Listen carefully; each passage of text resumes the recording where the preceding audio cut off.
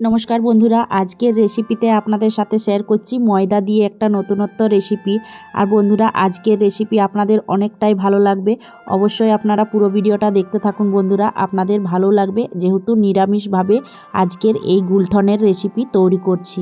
তো এখানে ভিডিওটা শুরু করে নিলাম বন্ধুরা। এখানে আমি 1 বাটি পরিমাণ নিয়েছি ময়দা। আর আপনারা বন্ধুরা যেমন আপনাদের কাছে মেজারমেন্ট কাপ থাকবে সেটা দিয়েই কিন্তু আপনারা নাপটা করে নিতে পারেন। তো আমি একটা বাটি নেপেই নাপটা করে নিয়ে ময়দাটা নিয়েছি, দিয়ে দিলাম স্বাদ মতো নুন, আর সাথে এখানে 2 চামচ পরিমাণ সাদা তেল দিচ্ছি। সাদা তেলটা দিয়ে নিয়ে এখন 2 চামচ পরিমাণ যেহেতু দিয়েছি সেটা দিয়ে নিয়ে এখন খুব ভালো করে মেখে নিচ্ছি। আর এটা যখন মাখাটা হয়ে যাবে বন্ধুরা, তখন কিন্তু আমি অল্প অল্প জল দিয়ে নিয়ে এখন সুন্দরভাবে মাখিয়ে নিচ্ছি। আর ডোটা এমনভাবে তৈরি করতে হবে যেভাবে আমরা ঘরে রুটি তৈরি করা হয় সেইভাবেই রুটির ডো মাখি, সেইভাবেই মাখাটা মেখে নিতে হবে। তো এটা আমার খুব ভালোভাবে মাখাটা হয়ে গেছে, এখন দেখতেই পাচ্ছেন এইভাবে করে নিয়ে মাখানোটা আমার হয়েছে। তো এটা এখন ঢাকা দিয়ে 2 ঘন্টার জন্য রেস্টে রেখে দিচ্ছি। তো 2 ঘন্টা পরে আবারও ঘুরে আসছি বন্ধুরা। তো ঢাকনটা খুলে নিচ্ছি। তো দেখুন অনেকটা সফট হয়ে গেছে। আর এইভাবে সফট যখন হয়ে যায় তখন কিন্তু এই রেসিপিটা খুবই সুন্দর হয়। তো এটা এখন আমি দিয়ে দিচ্ছি পরিমাণ মতো জল। জলটা দিয়ে নিয়ে আবার খুব ভালোভাবে এইভাবে কচলে কচলে এখন 7 থেকে 8 বার কিংবা 10 বার এটাকে ভালো করে কচলে নিয়ে ধুয়ে নিচ্ছি। তো এইভাবে যখন ধোয়াটা হয়ে যাবে তখন সুন্দর কিন্তু যেভাবে ছানা তৈরি হয় সেইভাবে তৈরি হয়ে যাবে। তো এইভাবে তৈরি করে নিলেই সুন্দর রেসিপিটাও তৈরি হবে।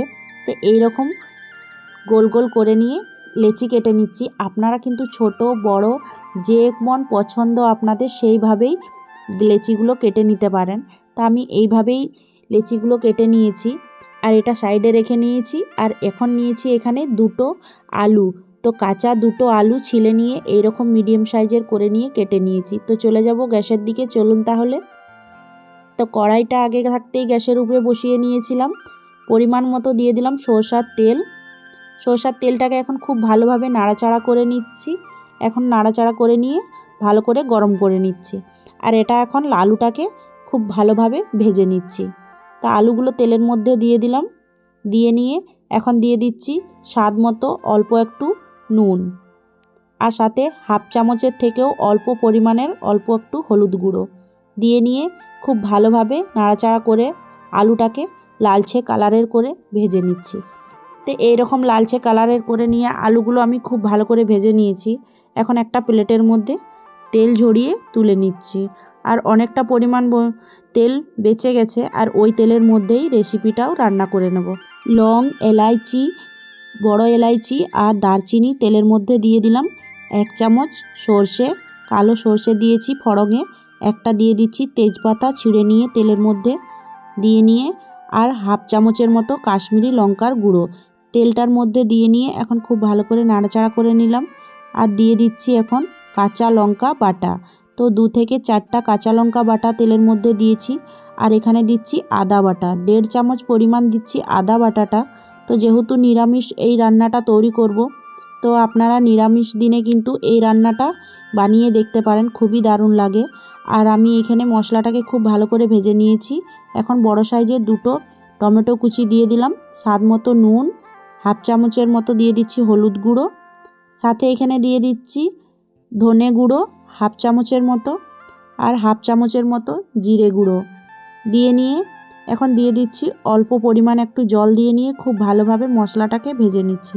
আর বন্ধুরা, আপনারা যে কোনো দিনে উপোস কিংবা আপনারা এই নিরামিষ রেসিপিটা তৈরি করে নিয়ে দেখুন, এটা কিন্তু অসাধারণ হয় আর খেতেও কিন্তু দুর্দান্ত স্বাদের হয় বন্ধুরা।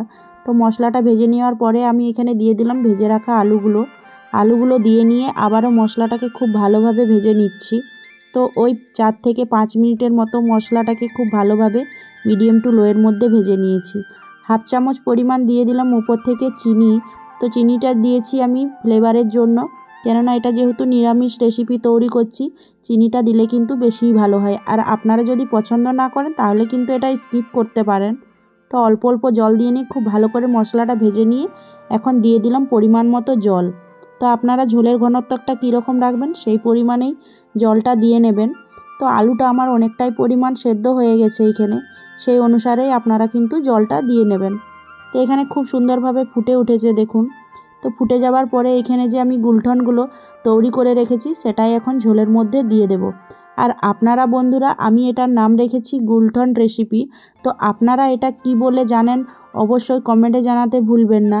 আর বন্ধুরা, এটা কিন্তু অনেক সময় অনেক ধরনের নামে প্রচলিত, যেমন কি কাশ্মীরি পনিরের রেসিপিও এটাকে বলা হয়। তো আপনারা কি বলেন অবশ্যই জানাতে ভুলবেন না। তো এটা 5 মিনিটের জন্য ঢাকা দিয়ে দিয়েছিলাম। 5 মিনিট পরে ঢাকনটা আবারও খুলে নিয়ে দেখে নিচ্ছি। তো দেখুন বন্ধুরা, কতটা সুন্দরভাবে তৈরি হয়েছে। আর এটা ফুলে ফেপে অনেকটাই সুন্দরভাবে রেসিপিটা তৈরি হয়ে গেছে। তো বন্ধুরা, আজকের এই রকম ময়দার রেসিপি আপনাদের কাছে কেমন লাগলো অবশ্যই জানাবেন। আর আপনারা বাড়িতে একবার হলো তৈরি করে নিয়ে দেখুন, এটা কিন্তু খেতে খুবই ভালো লাগবে। আর উপর থেকে দিয়ে দিলাম কিছুটা পরিমাণ ধনেপাতা কুচি, দিয়ে নিয়ে আবারও খুব ভালোভাবে নাড়াচাড়া করে নিলাম। আর বন্ধুরা, এখন গ্যাসের ফ্লেমটা আমি বন্ধ করে নিয়েছি। আর দেখুন বন্ধুরা, আজকের রেসিপিটা তৈরি হয়ে গেছে। দেখে না হয় বুঝতে পারছেন বন্ধুরা কতটা লোভনীয় হয়েছে। অবশ্যই বাড়িতে তৈরি করে নিয়ে দেখুন। তো এখন চলুন একটা প্লেটের মধ্যে সার্ভ করে নিয়ে আপনাদেরকে দেখাচ্ছি কতটা লোভনীয় হয়েছে। তো এখন প্লেটের মধ্যে সার্ভ করে নিচ্ছি। আর বন্ধুরা, আজকের রেসিপি আপনাদের কেমন লেগেছে অবশ্যই কমেন্টে জানাতে ভুলবেন না। ভালো লাগলে লাইক শেয়ার কমেন্ট করে জানাবেন। আর ছোট্ট একটা কমেন্ট করে জানালে বেশি ভালো হয়। আর আপনারা কে কোথা থেকে বলছেন অবশ্যই জানাবেন। তো নতুন কোনো রেসিপির সাথে দেখা হবে। টাটা।